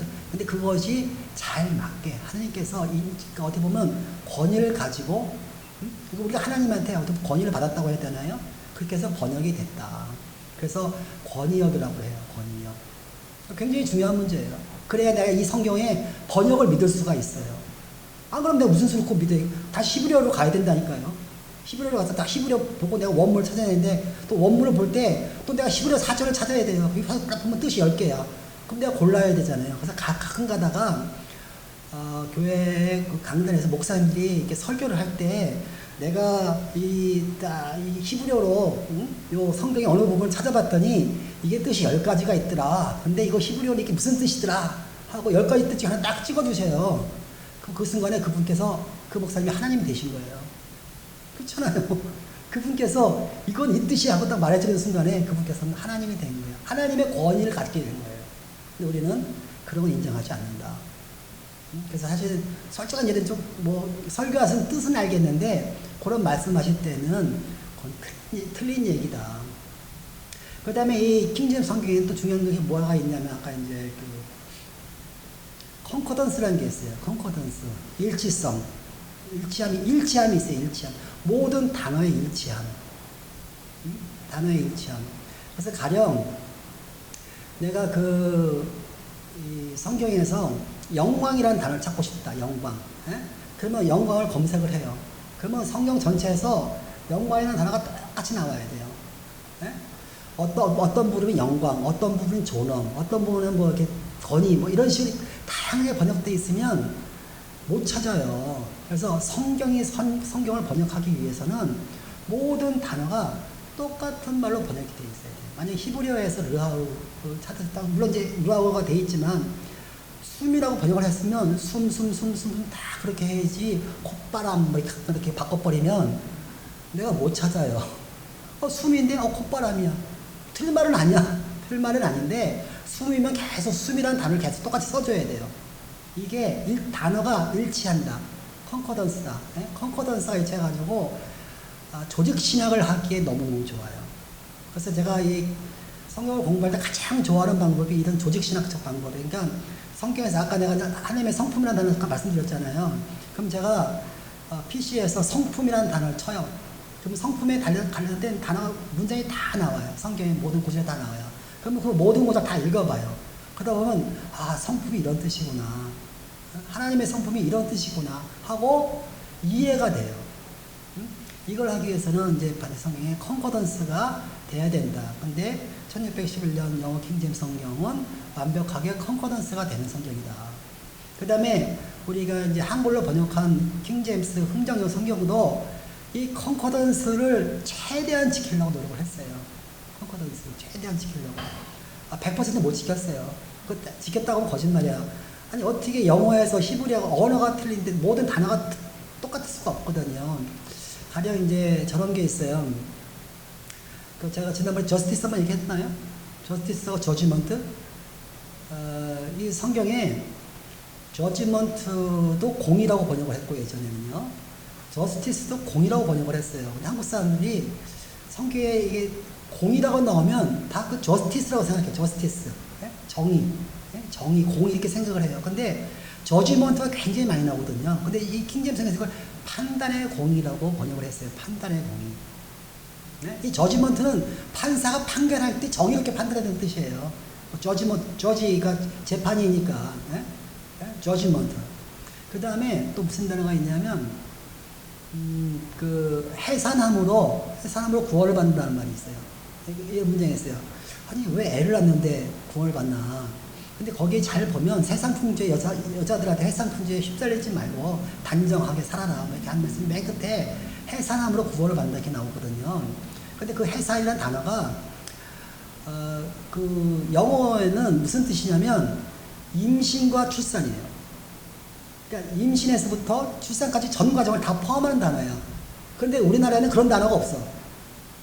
우리나라에 그런 단어가 없어요.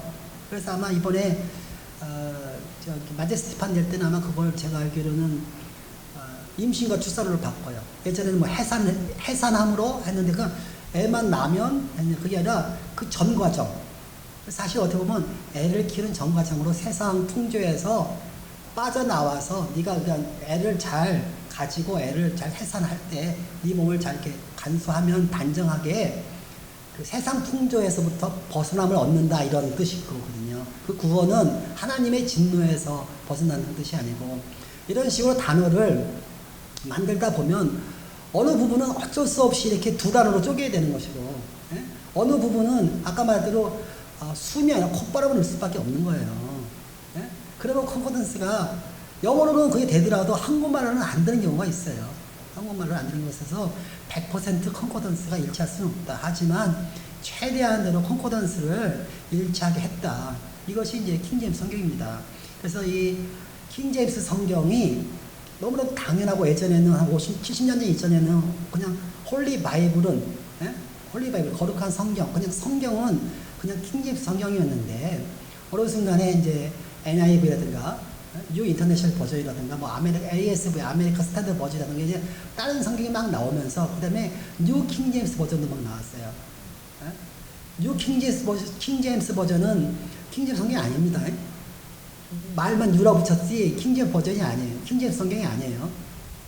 킹제임스는 변한 적이 없어요. 그러다 보니까 이런 새로운 성경이 나와가지고 판매가 엄청 되면서 거의 한 50% 점유율까지 올라간 적이 있었어요. 그러다 보니까 어쩔 수 없이 사람들이 구분져서 부르기 시작한 거예요. KJV라고. 킹제임스 성경이라고. 근데 그 전에는 70년 전에는 그냥 성경이었다. 네? 이해하시죠? 근데 70년 지금 이 시점에서 갑자기 이 킹제임스 특히 한국에서는 이 당연한 성경을 따로 지키는 일이 생긴 거예요. 이렇게. 그래서 그러다 보니까 어쨌든 저희 교회가 이 당연한 것을 지키는 그런 교회 로서의 비전을 갖게 됐다. 그래서 우리는 1611년 영어 킹제임스판 성경을 완전하시 성경으로 믿는다. 다시 한 번 더 설명을 드릴게요. 완전하다는 뜻은 오류가 없다는 뜻이 아닙니다. 그러니까 오류가 없는 것은 무오류하다는 것은 틀린 게 없다는 뜻이잖아요. 틀린 게 없는 것은 하나님만 하실 수 있어요. 여기서 완전하다는 것은 빼먹지 않았다는 뜻이에요.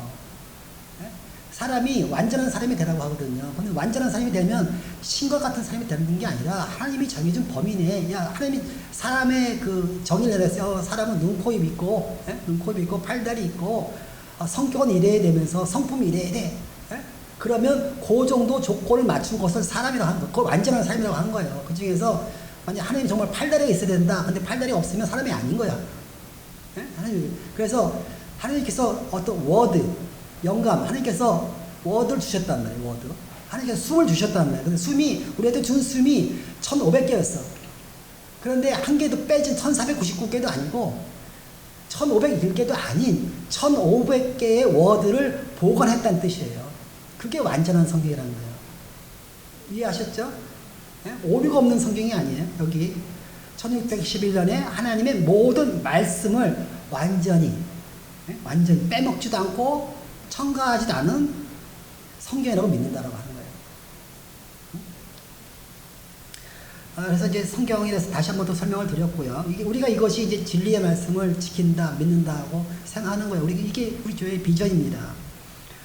그 다음에 이제 뭐, 이것도 좀 딴 얘기인데, 어쨌든 공예배를 빼고는 기도는 골방에서 드려야 된다고 믿는다. 성경에 보면요, 유대인들이 워낙 외식을 좋아했어요. 시장에 나가가지고, 시장에 나가서 짬뽕 사먹는 건 아니고요. 여기서 외식은 밖으로 드러내는, 이렇게 자랑을 했어요. 그래가지고 꼭 그 장터에 나가가지고 사람들 많은 데 가서 유대인들이 하늘을 향해서 눈을 들고 눈을 번쩍 뜨고 두 손을 올려가지고 기도를 드렸어요. 그래서 나 지금 기도한다는 거지. 에? 그렇게 해야지 하나님 예들 얘기해서 그래야지 좀 폼이 났나 봐요. 우리나라 사람들도 뭐 이렇게 두 손 올려들고 하나님한테 뭐 주여 주여 삼창하고 하면은 기도가 될 것 같은데, 물론 어쩌다 한 번씩 하는 기도, 그런 기도는 뭐 말리진 않는데요. 그랬더니 예수님께서 이 외식하는 자요, 장터 나가서 기도하지 말고 골방 들어가서 기도해라. 기도는 하나님과 1대1 하는 거다. 그래서 공예배 때는 좀 미사여고도 좀 약간씩 뭐 전혀 없는 건 안 그렇죠. 뭐 나빠요. 나쁘다기보다는 전혀 없이 할 수는 없어요. 약간 좀 미사여고도 들어가고, 왜냐면 저기 여러 사람들이 드리는 대표해서 드리는 기도이기 때문에 좀 절차 같은 게 필요하고 이러니까. 그다음에 또 뭐 약간의 뭐 형태도 취할 수 있고, 두 손을 들고 기도 드릴 수도 있어요. 공예배 이렇게 할 때는. 그런데 자기의 기도는 골방에 들어가서 자기의 진정한 단어로, 미사여고 뭐 그런 말까지 성경에는 없는데 제 생각에는 그냥 자기의 언어로, 자기가 직접적으로 자기 모든 심정을 말할 수 있는 그러한 단어를 사용해서 골방에서 드리면 된다. 그리고 저희 교회가 그렇게 믿는다는 거죠. 그죠? 뭐 기도 여러 가지 형태가 있는데 우리는 기도를 골방에 들어가서 하나님과 1대1과 하는 기도를 믿는다. 그러다 보니까 이제 예전에 뭐 예배당에 탁 나오면 교회 오자마자 탁 앉아서 기도 드리는 분들 계시잖아요. 나쁘다는 얘기 하는 게 아니에요. 나쁘지 않아요. 하지만 그렇게 좋은 것도 아니다. 근데 그거를 절차 삼아서 하면 안 된다는 거예요. 예배당에 딱 나와서 딱 앉아서 기도하는 건 뭐가 나빠요. 나쁘지 않아요. 근데 예전에 그랬거든요. 교회 나오면 무조건 뒤에 딱 오자마자 일단 앉아서 기도하는 거야. 이렇게 그렇게 배웠거든요. 그렇게 배워서 그걸 따라하는 건 안 된다는 거야. 그냥 자기가 마음이 내켜서 하는 거고, 안 하면 안 하는 거고, 그 다음에 이제 또 그렇다고 해서 또 뭐 손가락질 할 필요도 없고요. 뭐 어쨌든 그런 겁니다. 그 다음에 이제 여기 신학 공부를 하는 게 있는데, 신학 공부는 뭐 목회자가 되기 위한 무슨 성스러운 과정이 아니에요. 그냥 공부하는 거지. 하나님 말씀을 배우고 싶고 좀 자세히 알고 싶다는 거예요. 그죠? 그래서 어쨌든 산해침례 교회가 이제 신학을 운영하는데, 신학의 목표는 목회자 양성이 한 것이 아니다. 그냥 말 그대로 성경을 알고 싶어 하는 것이다. 그래서 저도 이제 오래전에 그 목회자를 꿈꾼 적이 있어요. 아주 오래전에 처음에 교회 나와가지고 처음에 이렇게 마음이 불같이 일어날 때, 초신자일 때는 다들 한번 목회자를 꿈꾸잖아요. 그래서 저도 이제 목회자를 꿈꾼 적이 있어가지고 신학대학교 가서도 이제 신학 공부를 하고 싶다. 그래가지고 커리큘럼 쫙 봤더니, 나는 그 당시 난 신학교에서는 성경 뭐 창세기부터 성경 60권에 한 권에서 뭐 엄청 공부하는 줄 알았어요. 그랬더니 거의 그거는 없고요. 다 교회 운영 방법만 있어.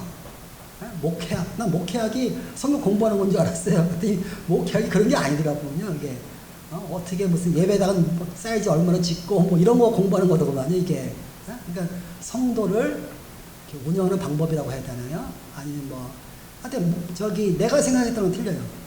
내가 생각했던 그런 신학이 아니었어. 그래서 어쨌든 사랑침례교회 신학원에서는 목회학 이런 건 없어요. 교회 운영학 이런 건 없고요. 그냥 순수하게 성경 66권에 대한 공부예요. 조직신학도 성경 공부하는 거죠. 어쨌든 오로지 성경만 공부하는 거예요. 그거 갖고 목사가 될 수는 없어요. 그 다음에 이제 그 큐티가 뭐냐면 quiet time이라는 거잖아요. 조용한 시간에 아침에 뽑기 하는 거예요. 뽑기 아세요? 딱 성경을 펴요. 아무거나 쫙 눈을 감고 성경을 한 페이지를 딱 펴가지고 하나 딱 찍어요. 딱 찍었을 때 그 구절을 읽어요. 요것이 오늘 나한테 주신 하나님의 말씀이야. 근데 내가 어쨌든 맨날 똑같은 거 뽑아. 그런 거 있잖아요. 내가 이거 뽑을 줄 알았어. 오늘 내가 이거 뭐 이런 것들. 그래서 이게 사실은 콰이트 타임이라는 게 조용히 묵상을 하는 거거든요. 나쁜 게 아니에요. 조용히 묵상을 하는 건데 자꾸 이게 뭐라고 될까요? 곡해가 됐어요. 이것도 많이. 그러니까 큐티의 시작점은 나쁘지 않아요. 시작점은 나쁘지 않고 조용한 시간에 하나님의 말씀을 읽고 조용히 묵상하라는 거예요. 생각하라는 거죠. 생각하라.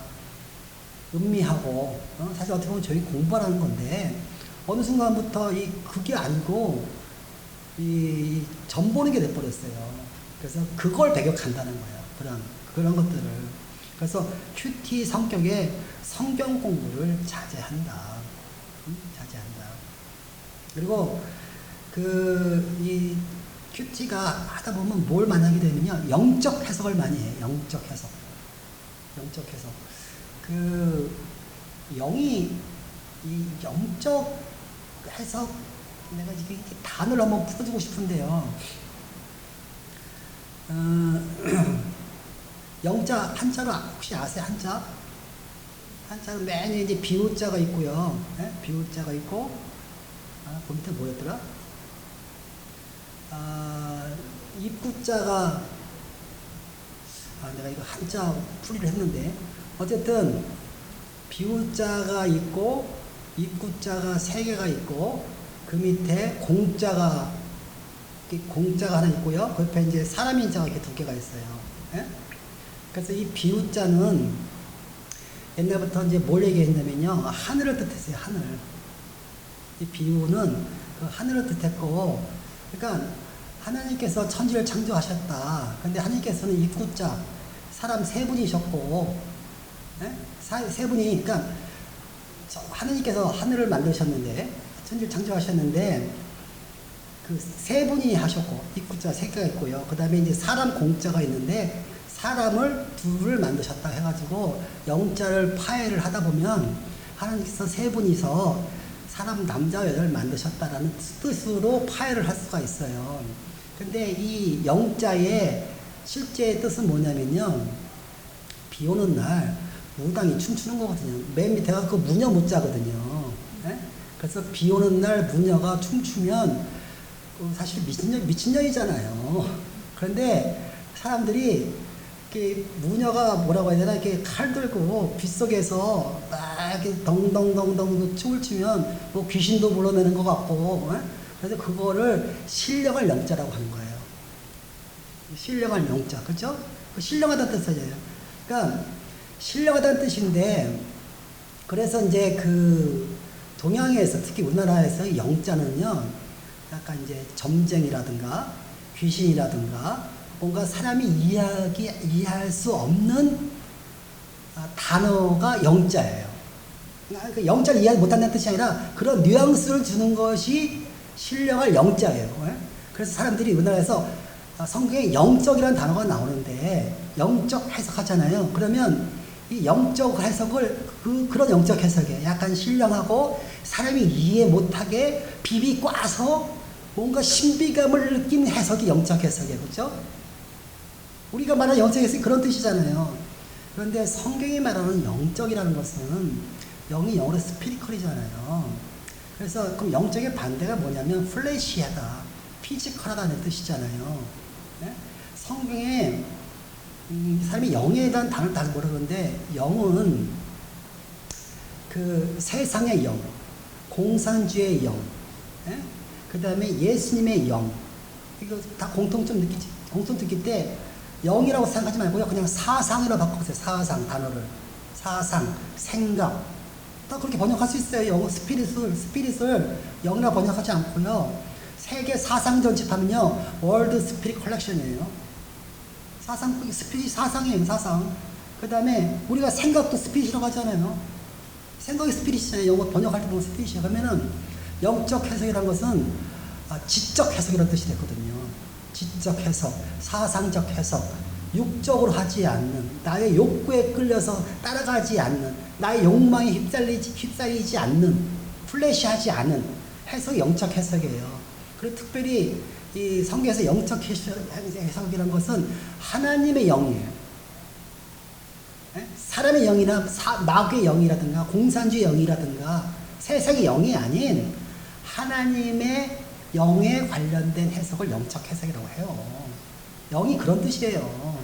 근데 그거를 그냥 무당이 띄워놓는 신령한 영이라고 생각하니까 그 사람들이 이상해지는 거예요. 그렇죠? 그래서 성경에서 말하는 영적 해석은 그런 게 아니거든요. 그러면 이 큐티를 하다 보면 자꾸 영적 해석을 해요. 하나님적 해석을 하는 게 아니라 그런 무대에 관련된 이상한 해석을 한단 말이에요. 그러면은 세상의 영이 들어오고 사탄의 영이 들어온 거죠. 그러한 것을 배격한다는 거예요. 그러한 것을 배격한다. 이해되시죠? 그런 것을 우리 교회에서는 안 한다. 우리 교회는 안 한다. 아니, 해도 돼요. 해도 되는데, 다른 교회에서 해도 되는데, 우리 교회는 안 한다. 네? 우리 교회는 안 한다. 어쨌든 이것이 우리 교회가 진리의 말씀을 추구한다는 큰 관점에서 하는 겁니다. 그러니까 말 그대로 일단은 성경이 바로 돼야 되죠. 네? 성경이 바로 되고 거기에 그 성경을 공부하고 성경을 해석함에 있어서 진리를 따라서 한다. 그래서 한 단계 한 단계 그 구체적인 방법들이 이런 퀴즈적 성경 공부를 안 한다. 그 다음에 이제 또 위험한 게 예전에 뭐 사실은 이제 이렇게 조별 모임 이런 데서 성경 공부하는 거 별 문제 안 돼요. 근데 간혹 가다가 기존 교회에서 자꾸 성경 공부하지 말라고 하잖아요. 그것도 틀린 말은 아니에요. 자기들끼리 모여가지고 자꾸 영적 해석을 해서 문제예요. 네? 누가 그 성경 공부하는 게 뭐가 나빠요. 네? 근데 가까이 모여서 자꾸 공부하다 보면 영적으로 해석하는데 그렇다고 해서 또 목사님 해석 다 믿으라는 얘기는 아니에요. 네? 그러면 그럼 어떻게 하라는 얘기인가? 어쨌든 잘 알아서 성경 공부를 하시면 돼요. 잘 알아서. 오늘은 1시간만 다 하고 끝내려고 했는데 벌써 1시간 20분 지났는데 딱 10분만 이제 더 빨리빨리 하고 끝낼게요. 그 다음에 이제 교회 목표, 아까 이제 비전하고 틀렸죠. 교회 목표가 이제 바른 구원과 바른 성화다. 그래서 이제 그 미디어 선교에 중점을 둔다. 그러니까 옛날만큼 이 교회도 어떤 사람의 모임이기 때문에요. 아까 가장 기본적인 거 자유가 있고 영과 진리가 있고 그 핵심 요소만 있으면 됩니다. 그 다음에 하는 형태는 자유로운 거예요. 그래서 반드시 옛날처럼 이 사경회를 통해 가지고 말씀을 전파할 필요도 없고요. 요즘처럼 이제 미디어가 있고 유튜버가 있으면 이제 그런 걸 이용해서 말씀을 전파하고 이제 전도를 하면 돼요. 그래서 우리는 요즘 시대에 맞춰서 미디어 선교에 중점을 둔다. 요즘에 길거리에서 이게 전단지 나눠줘가지고는 이 전도가 안 돼요. 그냥 가장 좋은 미디어. 이제 예전에 인터넷 홈페이지 이런 거 많이 썼고 요즘에 이제 유튜브 이런 걸 사용한다. 그 다음에 이제 성도의 성화 중 교회에서 가장 중요한 것은 위선과 가식의 척결이다. 아까 골방에서 기도하라는 거. 그 다음에 사실은 어떻게 보면은 자기가 이렇게 우쭐대면서 뭔가 이렇게 가운 쓰고 나는 제사장입니다 하는 거 다 가식이거든요. 외식하는 자잖아요. 외식하지 말라는 거예요. 사람들이 알게 모르게 이 자기를 감춰요. 교회 나와서도. 교회는 감춰요. 그렇다고 너무 또 솔직하게 얘기하면 안 돼요. 자기 모든 죄를 다 까발리면 안 돼요. 그럼 오히려 다른 사람한테 덕이 안 돼요. 네? 교회는 자기 하고 싶은 말만 다 하는 것은 아니에요. 그러니까 남을 교회 나와서 속이지 말라는 얘기인데 그렇다고 해가지고 그냥 모든 걸 다 그냥 자기의 죄악까지 해가지고 자랑 삼아 얘기하면 안 되는 거예요. 우리 교회는 성도들이 자발적으로 모여 교제하는 것을 장려한다. 모임은 다 자유입니다. 자유롭게 모여서 자유롭게 교제하고 자유롭게 또 조직도 만들고요. 단체도 만들고 마음대로 다 하셔도 됩니다. 그 다음에 아이들과 예전에 보통 교회들이 주일학교 따로 하고 어린 예배 따로 하잖아요. 최소한 오전 예배는 어른과 아이 구분 없이. 왜? 아이도 다 물론 현재 내 자식이지만 내 자식이고 남의 아이들이지만 다 하나님 앞에 똑같은 형제요 자매입니다. 그런 아이들도 다 충분히 예배 시간에 참석해서 하나님의 말씀을 들을 수 있는 인내심과 능력이 다 돼요. 다 다른 데로 태울 필요 없어요. 그리고 다 같이 예배를 보고 같이 찬송을 하고 같이 말씀을 드려야 세대 간에 차이가 없어요. 세대 간에. 그러니까 아이들 주일학교 가가지고 아이들 동요 따로 부르고 찬송 안 부르고 그러다 보면 어른 되면 동요만 좋아하고 어린이 찬송만 좋아하고 우리 어린이 돼서 같이 성도들이 부르는 찬송을 싫어하게 돼요.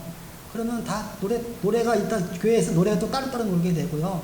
다 따로따로 놀게 되는 거예요. 그래서 우리는 다 같이 모든 어린이와 어른, 노인 다 같이 한 자리에 모여서 한 번에 예배를 드린다. 그 다음에 이제, 여기 우리 교회 성대 장례하는데 여기 적혀 써있네. 지역 모임에서 성경 공부보다는 성도들 간에 거룩하고 친밀한 교제에 힘써야 한다고 믿는다. 뭐 그냥 너무 이제 지역적인 얘기인데 성경 공부 너무 좋아하지 말라는 거예요. 이게 무슨 뜻이냐면 한가닥 이렇게 모임을 하면요, 우리 교회에서 모임을 하면 반드시 무슨 성경 공부라든가 예배를 봐야 된다는 압박감을 가져요. 네? 그러다 보니까 공부하기 싫은데 꼭 공부하래요. 근데 공부하는데 또 이상한 것만 공부해. 그런 거 하지 말라는 거예요. 근데 우리가 뭐 10명이 모였는데 10명이 다 성경 공부하고 싶어 하면 공부하면 돼요. 근데 한두 명이 나서가지고 야, 교회는 공부하는 곳이야. 우리 모이면 무조건 예배 봐야 되고 무조건 공부해야 돼. 이러지 말라는 거예요. 다들 뜻이 맞아서 공부하고 싶으면 공부하지만 되도록이면 교회에서의 모임은 교제가 우선이다. 교제가 우선이다. 그 다음에 단정한 옷차림과 고성은 어느 것, 아까 첫 번째 설명했죠. 그 하나님을 추구한다는 것은 거룩함을 추구하는 것이고, 거룩함을 추구하는 것은 고성은 언어라든가 단정한 옷차림 이런 것을 추구하는 겁니다. 그 다음에 뭐 성도의 간증이 다른 성도들에게 큰 유익이 된다고 생각을 해요. 그게 매주 그래서 이렇게 간증을 한 명씩 나와서 하게 하는 거예요. 자기 이야기를. 자기 이야기를 사랑친구 같은 경우는 매주 한 명이 나오게 해요. 근데 어떤 분은 간증을 정말 못해요. 그리고 어떤 분은 정말 그냥 이렇게 말하는 게 이제 청산유리처럼 말을 잘해요. 그러면 말씀을 못하시는 분은 유익이 안 되느냐. 근데 딱 굉장히 내가 봤을 때 못했는데 막 거기에 그냥 감동받아서 감화받은 분들이 많아요. 그래서 이 참 보면 참 묘한 게 내가 잘하든 못하든 다른 사람들한테 본이 돼요. 본이 되고 나의 못난 모습이 사실 이제 잘난 모습이 되고 뭐 그런 거잖아요. 낮은 절 높이시고 높은 절 낮추시는 하나님의 원리가 우리 보면 간증할 때도 그대로 다 적용이 되더라고요. 어쨌든 그런 간증이 모든 성도들에게 유익이 된다 생각을 하고 자발적으로 간증을 한 명씩 나와서 하는 순서를 두고 있다. 그 다음에 이제 보편적 가치를 추구하는데 교회에서 가정이 굉장히 중요하다고 생각합니다. 그래서 가령 부부가 있는데 뭐 남편은 저쪽 교회 간다고 하고 뭐 자매는 이쪽 교회 온다, 부인은 이쪽 교회 온다고 막 서로 싸운다. 그럼 우리는 우리 교회 오지 마세요 그래요. 교회 안 나오도 되니까 싸우지 마세요. 교회 나오는 목적이 말 그대로 거룩함을 추구하는 것이고, 거룩함을 추구하면 이제 가정이 굉장히 화평해져야 되는데, 아니 가정을 깨뜨리면서 나온다는 것은 목적과 수단이 바뀌어버렸잖아요. 그래가지고 절대로 가정을 깨뜨리는 걸 하면 안 된다. 그 다음에 남자와 여자가 평등하게 창조됐다. 아까 뭐 권위랑 평등을 혼용하지 마세요. 다 평등하다. 그래서 교회 내에서 직무 수행자, 목사와 집사들은 할 수 없고, 가르치는 것은 할 수는 없지만, 하지만 교회에서 모든 일은 다 도맡아서 할 수 있다. 그래서 저희 사랑침례 교회는 사실은 우먼 파워가 좀 더 세요. 좀 많이 세더라고요. 뒤에서 배우 조정하는 우먼 파워가 장난이 아닙니다. 어쨌든 여성들이 평등하다. 그 다음에 어쨌든 남자와 여자가 교회 내에서 하는 일이 틀리다는 것을 믿는 것 뿐이에요. 근데 틀리다. 그 다음에 부부가 한 몸이라는 것을 믿는다. 그래서 사실 남자가 집사를 하면 여자도 집사의 직무를 수행한다고 봐요. 그렇죠? 왜냐하면 부부가 한 몸이니까 남자가 이제 집사가 됐어요. 집사 역할을 교회에서 봉사를 해요. 그러면 부인도 같이 봉사를 해야 된다. 그래서 어쨌든 부부는 항상 같이 본다. 그 다음에 사실 교제할 때도 항상 부부 간의 교제를 하고, 뭐 남자끼리 따위 모여서 자매끼리 따위 모여서 교제한다기보다는 항상 교제도 부부 간의 교제를 중요시합니다. 그러다 보니까 이제 남자 혼자 나오면 집사 같은 거 할 수가 없어요. 여자 혼자 나와도 집사 같은 거 할 수 없고요. 어쨌든 좀 직무를 혼자 나오시는 분들은 어쨌든 직무를 맡아서 하는 것은 좀 꺼리껴져요. 항상 부부가 같이 해야 되니까. 그 다음에 이제 목사, 전도사, 설교자. 목사가 되는 것이 무슨 특별한 조건이 있다고 생각하지 않는 거예요. 목사는 무슨 신학교를 나와야 된다, 뭐 신학교에서 A학점 이상을 맡아야 된다, 뭐 이런 것이 아니고요. 단지 부르심이 있어야 된다. 그럼 부르심은 자기가 하나님한테 무슨 갑자기 기도하는데 뭐 머릿속에서 무슨 소리가 들렸냐 그런 게 아니고 다른 성도들이 다른 형제 자매들이 저기 말씀을 전하시는 은사가 있으신 것 같습니다. 앞에 나서서 좀 말씀을 인도해 주십시오. 이러한 부르심을 말하는 거예요. 다른 사람들이 따라야 된다는 거예요. 다른 성도들이. 그게 부르심이지 뭐 귀 속에 무슨 골방에서 기도하는데 귀 속에 뭐가 들렸다가 아니에요. 그래서 어떤 그러한 소명 당사자에게 다른 사람들이 따르는 어떤 부르심이 있어야 된다. 그런 사람들이 목사가 돼야 된다고 생각한다. 라는 겁니다. 그 다음에 이제 교회 섬기는 거에 있어서는 개인의 이름을 들면서는 안 된다. 그 다음에 이제 교회 오래 출석했다고 해가지고 그 주인 행세를 하면 안 된다. 주인 의식과 주인 행세, 그죠? 주인 행세를 하면 안 되고 주인 의식을 가져야 된다. 그래서 아무 때나 뭐 교회 10년 다녀도 직분을 맡을 수 없는 경우도 있지만 교회 나온 지 6개월이 돼도 집사 직분을 맡을 수 있다. 뭐 그런 거 없어요. 뭐 반드시 뭐 교회 몇 년 이상 출석을 해야 뭐 집사를 한다든가 교회 직분을 맡을 수 있다 이런 거 아니에요. 네? 그래서 그런 주인 의식을 가지면 그러니까 주인 행세를 해서는 안 되고 주인 의식을 가져야 된다. 그 다음에 독서가 인간 성장에 매우 중요하다. 그래서 교회에서 매일 책을 권장해요. 그 다음에 아이들도 나와가지고 앞에서 이제 이 교회 강대상에서 스피치 이렇게 발표를 하게 해요. 교회에서 아이들을 키우는 것도 굉장히 중요한 일이거든요. 그 다음에 이제 교회 내에서 음악회도 한다. 그러니까 이런 여러 가지 행사들은 결국 이제 교회가 무엇이라고 생각하느냐에 따라 달라지는 거예요. 교회는 거룩한 곳이고, 여기서 거룩한 것은 존귀한 곳이기 때문에 이것은 마치 기도와 말씀과 뭐 이런 것만 해야 된다고 생각하면 음악회도 못하고, 아이들 앞에 나와서 스피치 이런 것도 못하는데, 교회는 우리들의 교제의 터고, 하나님의 자녀들의 교제의 터고 이러면은 같이 뭐 휴양에도 가고요, 같이 뭐 놀러도 다니는 것이고요, 같이 즐겁게 생활하기도 하는 것이고, 음악회도 하는 것이고, 뭐 미술회도 하는 것이고, 그래서 우리가 모여서 사람이 할 수 있는 모든 것을 다 할 수 있는 것이 교회라고 생각하는 거예요. 네? 그런 것이 교회라고 생각하는 거예요. 교회는 거룩한 것인데 거룩함의 뜻을 잘 생각하라는 거예요. 세상과 구분만 되면 돼요. 세상과 구분만. 그 다음에 그렇다고 해서 또 우리 교회가 완전하다고 생각하지는 않아요.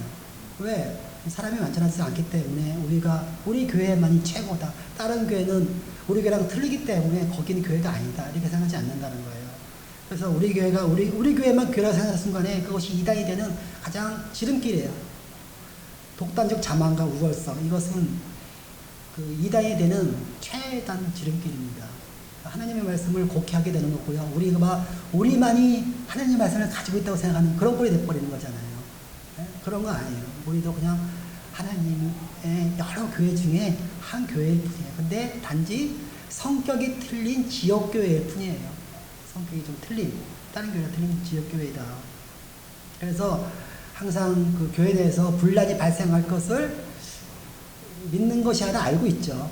사람들이 모여있는 곳이니까 분란이 발생할 것이며, 안 좋은 일이 발생할 것이며, 불평, 불만 가득 찰 수 있는 곳이 교회일 수 있다. 그 다음에 맨 마지막에 이제 우리 교회는 이 세대를 섬기는 교회가 되다고 믿는다. 이 세대를 섬긴다는 게 뭐예요? 이 세대를 섬긴다. 요즘에 이제 아까 아침에도 이제 목사님 이제 설교에 현재 공산주의 영이 대한민국을 점점 이제 덮고 있다 말씀하셨잖아요. 그러면은 이 세대를 섬긴다는 우리가 이제 공산주의 영을 또 반대하고 거기에 대한 노력을 하고 그런 거 하는 것이 이 세대를 섬기는 거거든요. 그 다음에 우리가 우리 옆 사람을 섬기는 거예요. 우리가 서로가 서로를 섬기는 것이 이 세대를 섬기는 거예요. 다윗이 자기 세대를 섬겼듯이 우리도 우리가 지금 다윗의 세대를 섬길 수는 없잖아요. 네? 다윗은 그 시대에 할 일이 있는 거고요. 그 시대의 그 여건에 따라서 우리는 이 시대에 우리는 대한민국에 살잖아요. 이 스테반 침례교회는 대구에 있잖아요. 이 대구에서 할 일이 있는 거예요. 이 대구에서 잘 사셔야죠. 행복하게. 네? 하나님의 사람으로 산다면 이렇게 영적으로 축복받고 산다는 걸 남한테 보여줘야죠. 이렇게 그것이 그런 것들이 하나하나가 이 세대를 섬기는 거거든요. 그다음에 이렇게 서로가 서로한테 잘 살 수 있게 또 하나님을 잘 섬길 수 있게 서로가 서로를 도와주는 거. 이게 이제 이 세대를 섬기는 겁니다. 어쨌든 이 세대를 섬기기 위해서 기독교 세관에 근거해서 하나님의 속성에 배치되는 동성애, 낙태, 이슬람 확산 등 이런 것을 담대하게 반대하는 것을 세상에 천명하는 겁니다. 이해되죠? 이 세대를 섬긴다는 것이 성도로서의 하나의 의무 중에 하나예요. 그 다음은 이제 뭐 예배 순서 이런 것인데 뭐 이런 것은 이제 됐고요. 그다음에 뭐 너무 이제 작다는 얘기가 되겠죠. 이 정도면 이제 오리엔테이션이 끝난 것 같으네요. 오늘은 1시간만 하려고 했는데 정확하게 또 1시간 딱 30분 하게 됐습니다. 오늘도 이걸로 끝내겠습니다. 예, 감사합니다.